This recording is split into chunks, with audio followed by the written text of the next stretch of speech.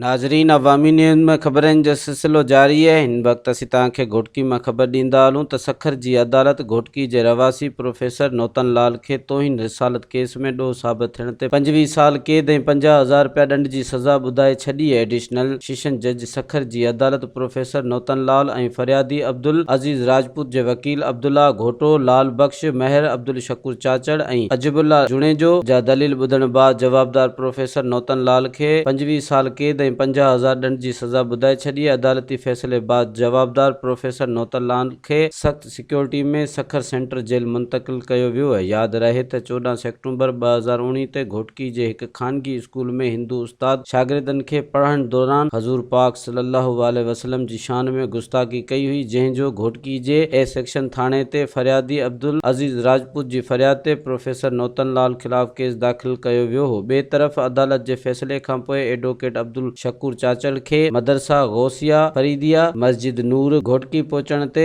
अलामा मोहम्मद अहमद चुश्ती, वाजिद अली मुगल, जफर सिद्दीकी, मजर अहमद ऐं ॿियनि गुलनि जा हार पाराए खेनि मुबारकूं ॾिनियूं आहिनि। मज़ीद खबरों और तफसीलात के लिए विजिट करें हमारी वेबसाइट www.awamiNewsHD.com।